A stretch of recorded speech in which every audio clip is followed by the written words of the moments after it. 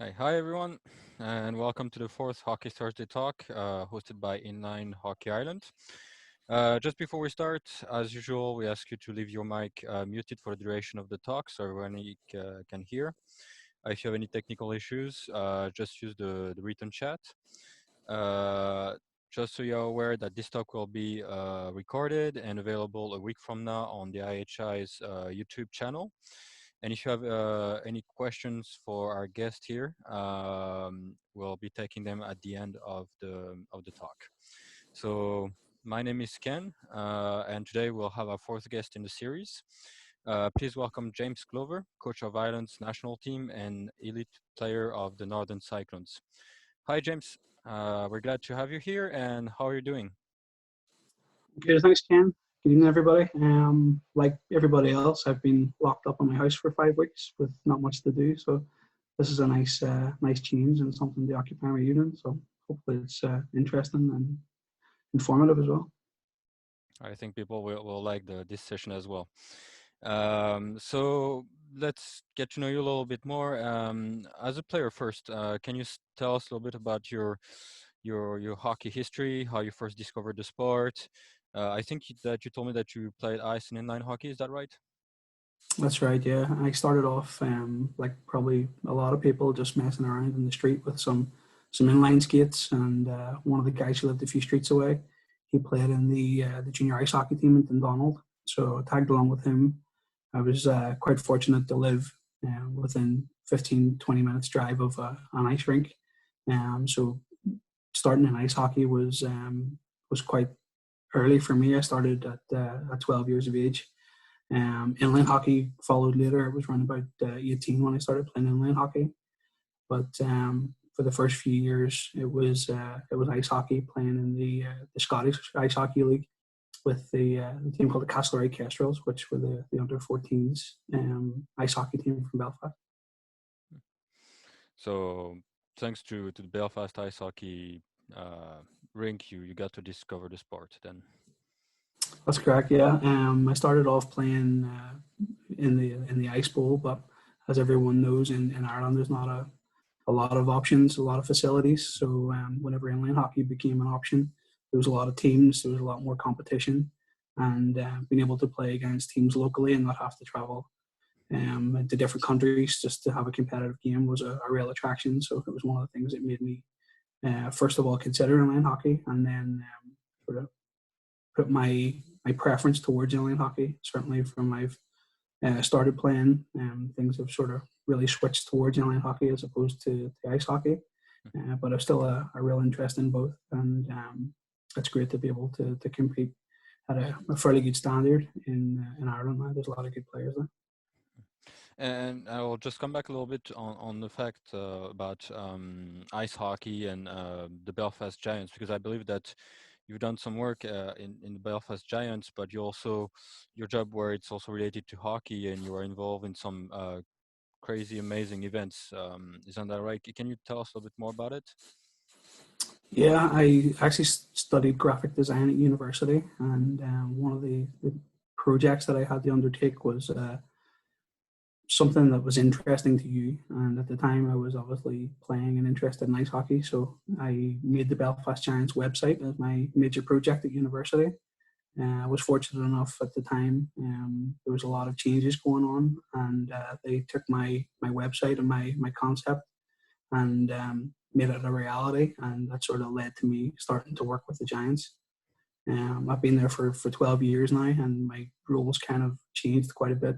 Like I said, it was all media and design at first, and now my roles in an event management capacity. So I'm responsible for the planning and delivery of all the Giants games, as well as the tournaments that we host in Belfast. And so I'm just going to switch a little bit here to your your current role in the Ireland national team. So you're head coach right now, but you've started coaching way before. Can you tell us a little bit about those experiences? My first involvement in coaching was at ice hockey. We used to have like a junior learn to play program, And any of the guys that were willing to give up their time and coach basically didn't have to pay to go on the ice. So it was quite expensive. It still is to skate as often as you would like to. So with coaching the juniors, it enabled me to play a lot myself.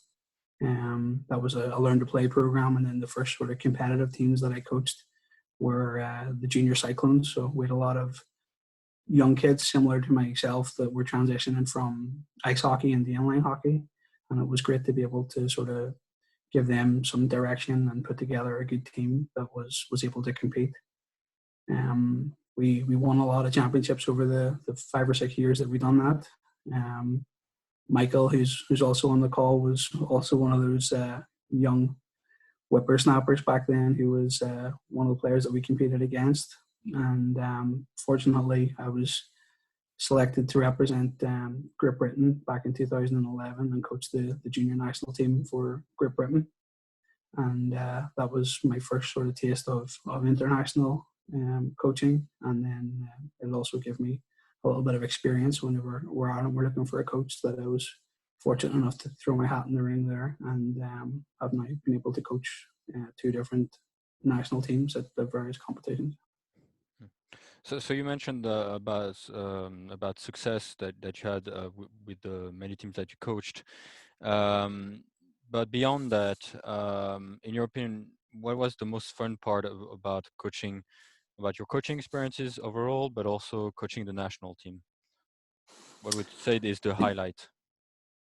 I think with the national team, I had this conversation with Michael and Edwards a few weeks ago. One of the things that I enjoy most is the actual training that we undertake here in Ireland, whether it be in Portadown or down in Longford. But being able to get on the rink with the guys, a lot of them I'm friends with, and to be able to sit down with some people that I value their opinion and put together some systems and things that really help us play to our strengths as a national team is one of the things that really interests me. And obviously there's a lot of upside as well, being able to go away and compete at international competitions in some great locations with your friends. It's obviously a great thing to do. And to go more in depth about the national team, so and talk about the experience overall. So just so everybody is aware, is that the national team didn't always participate in the World Skate Championship, and I believe their first appearance was at the was in 2018 in Asiago, Italy. And the question is, how was that first experience for you? And what did you learn, and what did you actually change for the next World Championship in Barcelona, Spain in 2019? Because we saw a lot of improvements even in terms of the results alone, but I guess that's not the only thing that we pick up on. So from your point of view, what did you learn? Yeah, well, my first experience, as you rightly said, was in Asiago. I think the Irish national team went away.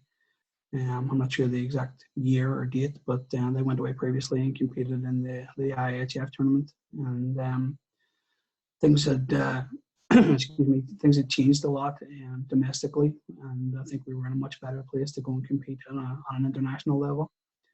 Um, Experience-wise, the only thing that we really had was the benefit of being able to watch some videos and see how teams played, and we didn't really know our own ability and how we stacked up against other teams. So the first year was very difficult. We went away. There was a lot of changes to the facilities and the size of the rink and the style that teams played with. So it was really a learning curve for us, and something that we had to learn to adapt to. The first year we competed, but there was a lot of games where we were definitely on the wrong end of the scoreline. And as you rightly say, going into to Barcelona last year, we had the benefit of having that 1 year's experience, and we were able to use the time in between the competitions to try and adapt our own game, find out what our weaknesses were, and more importantly, find out what our strengths were, and try and adapt our game to suit. And I want to say that you said something very, very striking because it came back for at least the third time in our talks here, where the size of the rink was one of the major issue. I believe that Michael said it during our first talk, and last week Dave said exactly the same thing about the size of the rink. So in your training with the national team, what did you do specifically from between Italy and Spain? What did you implement to try and circumvent that kind of issue in training year long? Yeah, well, one of the things that we sort of identified, which is no great secret, is the good teams hold on to the puck. And with playing on a much smaller rink here in Ireland, we don't necessarily have that luxury to be able to hold on to the puck as much as we would like to in preparation for these big competitions. So we sort of tried to implement the system that we wanted to play on a smaller rink, which obviously had its challenges. But knowing the systems or breakouts where the threats were, where we needed to pick up our men and sort of cover from a defensive point of view, we tried our best to do that. And I think with the addition of the playoffs being played on Longford last year, it gave us a slight opportunity to go and use that time on the bigger rink just to familiarize ourselves with the extra space.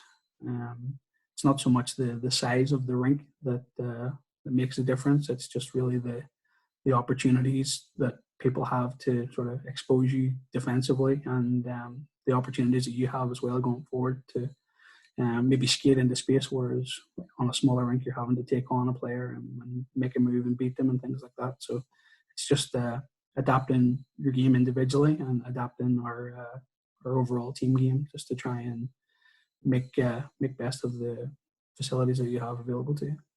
Hmm. So always adapting in Ireland. Seems that's a common thing here. So in terms of adapting, comes down to training and also selection of players. And I think as coaches, we're quite accustomed to the hard process that is the selection of the players.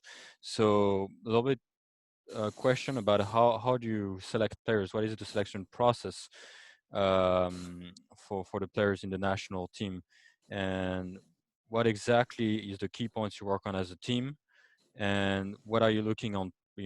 What are you looking for in players? What are the qualities that you're that are the most important to you? Yeah.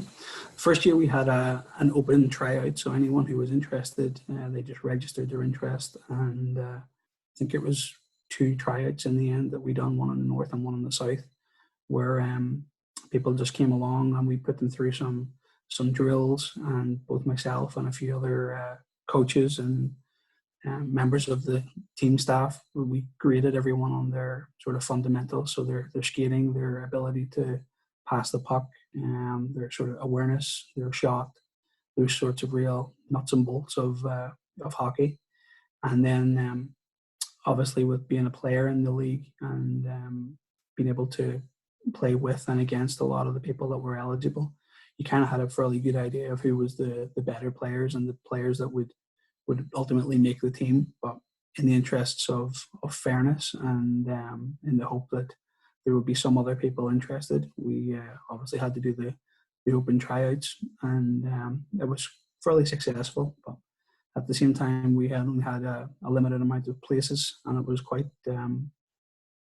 difficult, I want to say, to disappoint some people because they put a lot of time and effort into both getting to the practice and preparing for the practice, and we had to disappoint a lot of people. And the team that we were able to select, I think, put in a really good appearance for their first year, and that team made up the vast majority of the squad the second year.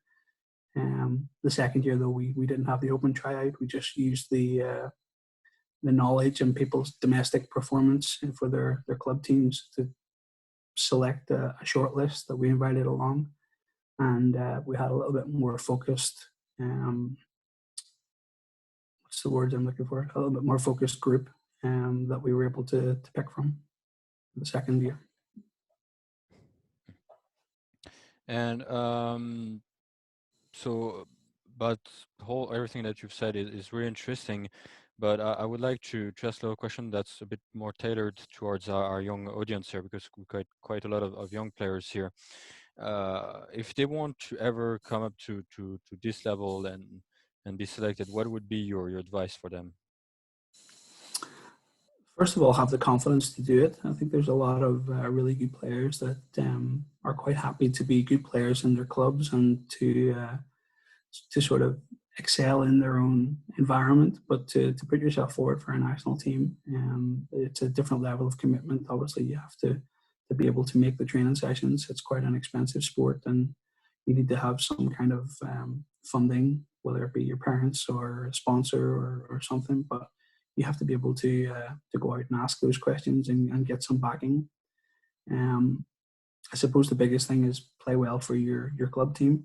And by play well, it doesn't necessarily mean be the top scorer or have the nicest hands or a greatest shot. It's bringing those things that are important as a team player and being unselfish and being a good team guy. I think those are very wise words. I hope our young players here will remember that. So let's go towards something a little bit more, interesting. That I found a little footage about the World Skate, Championship back in 2018. 2019 games, to find a couple of footage is a bit more difficult. I hope it was a Uh, good game and not one of the bad ones. yeah. So that's one of the games that actually Ireland won against Mexico, 3-0, I believe. So, and I'll send out the link to everybody in the chat in a moment if you want to rewatch that one. So here's so I'm not gonna say anything, no spoilers or anything like that. I just picked this game situation because I thought it was really, really, really nice. Okay, can you see my screen, James? Yeah. Okay, so let's go.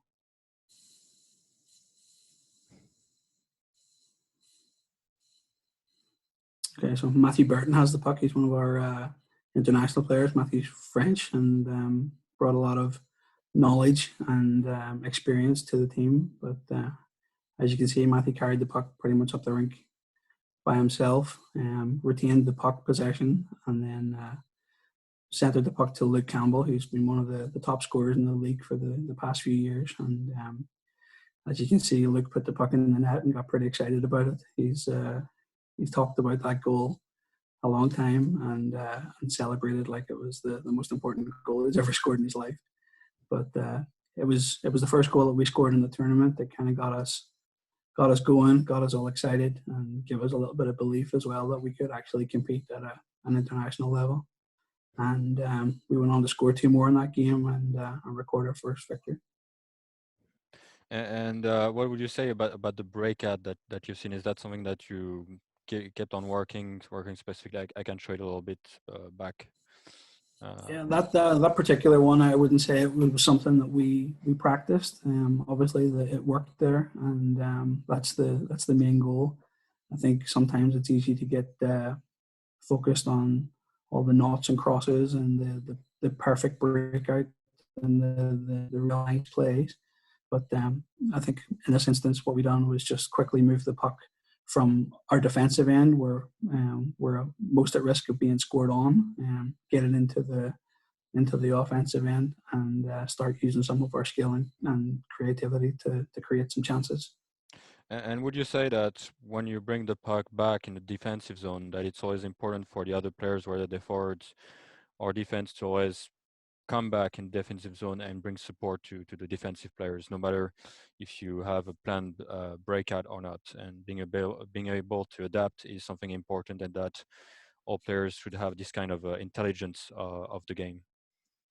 That's exactly right. And one of the things that we had to learn was, as I mentioned earlier, the puck possession aspect of the game. So even when we're in the offensive zone, if we don't have a clear opportunity to score a goal, we needed to be a bit more disciplined and just bring the puck back and keep hold of the puck. And whenever we have got the puck, the only way you're going to get opportunity to score is to get free and to create space. So whilst we may have the puck, there's a responsibility for the other three players to come back and provide support, and also to skate into space and be creative and menacing, that we actually get an opportunity to score a goal. Hmm. Uh, Now I'll talk about something. So those are a lot of positive things here. So I'm going to talk about something that's a bit upsetting, but I guess it's upsetting for everybody here in the world. Is that right now, due to the COVID-19 situations, there's not going to be, there most likely not going to be a 2020 edition in Colombia.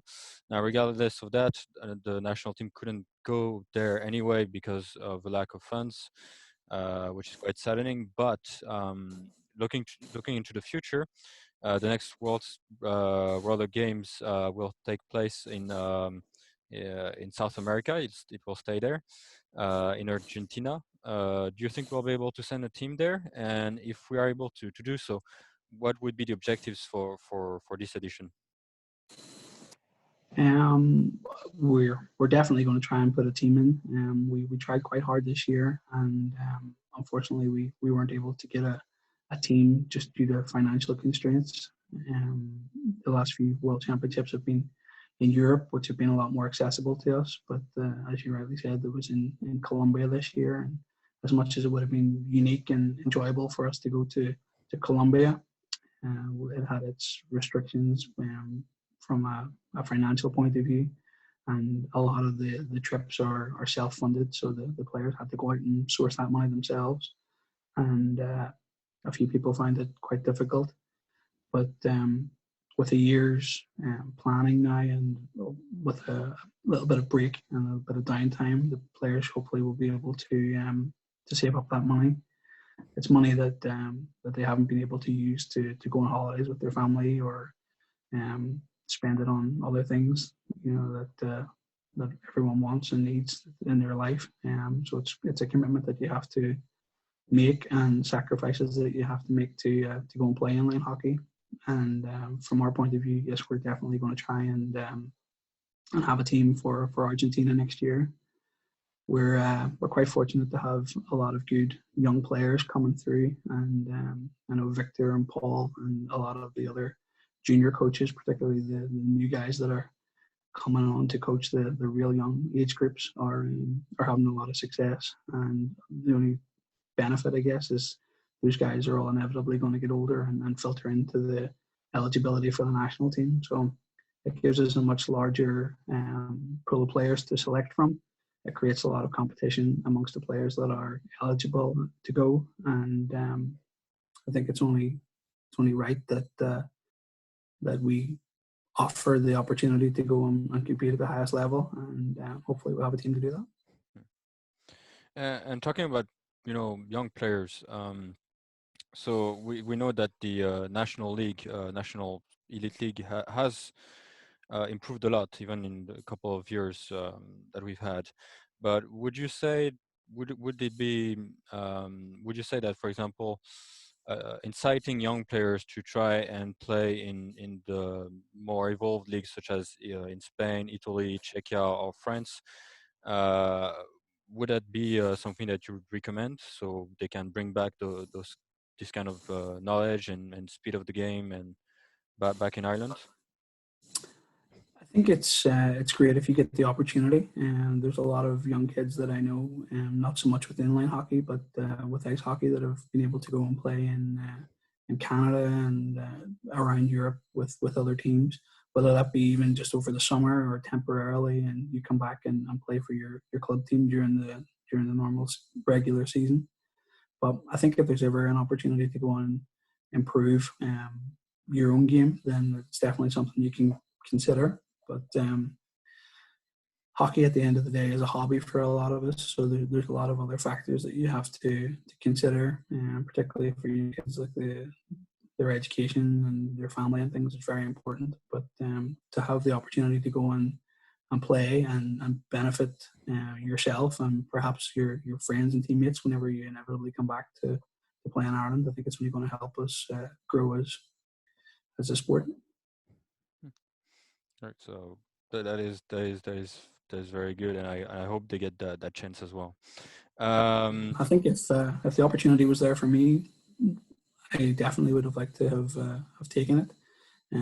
But at the same time, we want to grow our own league here in Ireland, and I think it's important that our best players stay within our own teams as well, because we want to develop the game here in Ireland. We've had a few guys from other countries play in the national team, like Matthew Burton, as I mentioned in the video that you shown, is from Paris.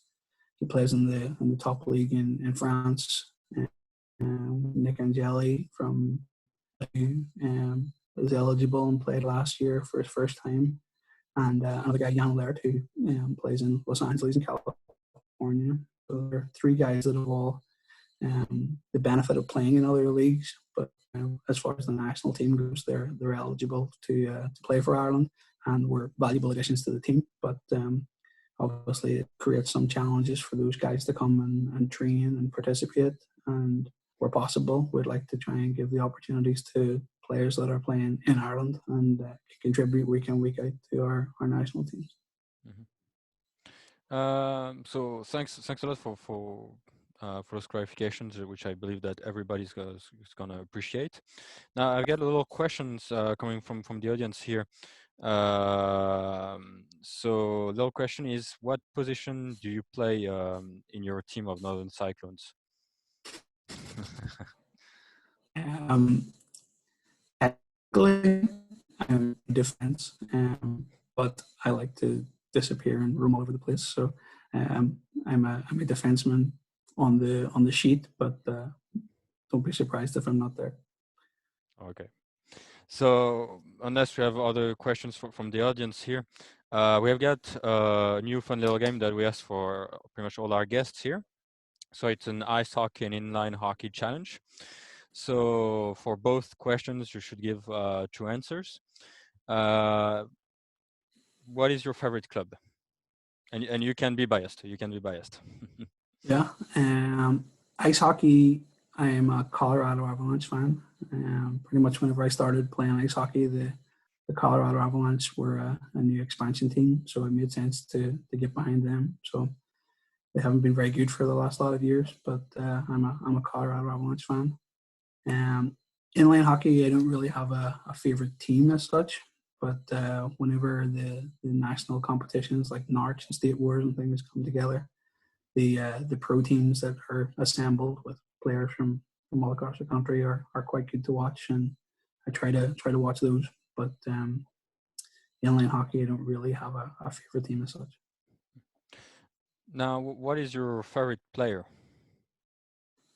Favorite player, I like John Carlson, the defenseman for the Washington Capitals. Again, a defenseman who doesn't play a lot of defense. He's up there moving the puck around and passing it to Ovechkin for those one-timers. So John Carlson is my favorite player at the moment. Now, if you have any legends, what are your favorites? Legends.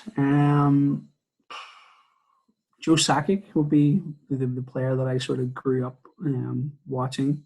Joe Sakic and Paul Correa, two legends from my early days of ice hockey. Inline hockey wise, just trying to think. It's always a tough one.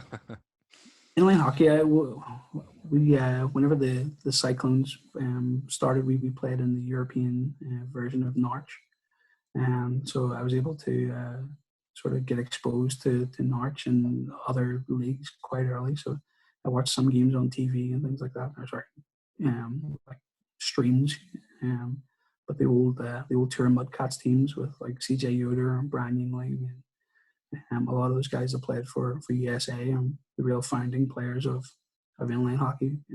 They were the sort of first guys that jumped out at me as like solely inline hockey players.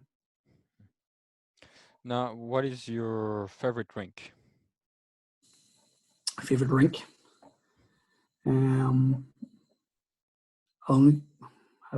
I'll tell you about the ones that I've been to anyway.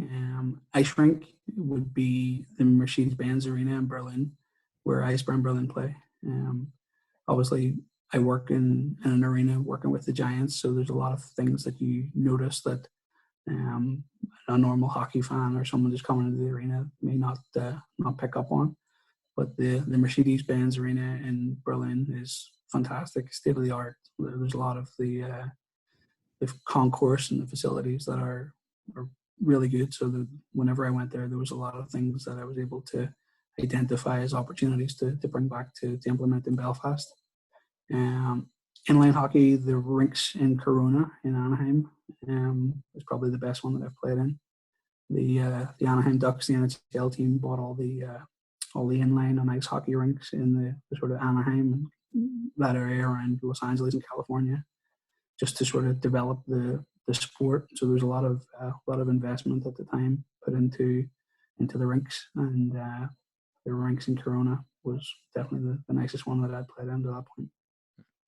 And the last one, very, very difficult one. What are your favorite national teams?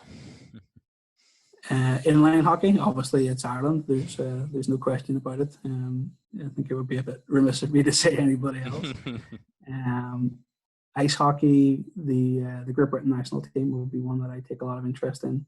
We hosted the IHF World Championships in Belfast in 2017, and the GB national team won that and got promotion to Division 1A, and then subsequently won that and got promotion to the top division where they competed last year. So it's always interesting to follow their successes, and a lot of the players that compete for that team I work with at the Giants. So it's interesting to see how they get on, and obviously support them. Well, thank you, James, for answering those questions. And well, I think our time is almost up here. So again, thank you for being there for the fourth national Hockey Thursday talk. I think all of your answers and a little insight in the world of coaching a national team will be something that everybody likes to see in Ireland. Now I would like to talk a little bit. So last week we announced that we would start Youth Hockey Thursday talk. So we'll meet you in about 20 minutes. It takes place at 8 p.m. We'll send you the link in the chat in a while. Just also to let you know is that there is currently an online referee training. That if you're interested, well, you should register. I'm just sending you the link just right now. So that's for the referee training. So make sure you're there. Little link for the game against Mexico is going to be shared over here again, and we're going to share you the link for the next Zoom meeting for the youth. So it's going to be an interesting talk about YouTube hockey videos, what you should watch, what you shouldn't watch. Basically, we're gonna talk about it. Obviously, it's for kids, but all adults are welcome to come, and you should come as well because it's going to be very, very interesting. I hope you, James, you join us for that one as well. Sure. All right. Anyway, thanks you to everyone who joined this Hockey Thursday talk, and we'll see you next week for the next one. I'm pretty sure that you'll keep liking the guests and the program that we have put in place with Michael. Thank you, everyone. Bye, James. Bye.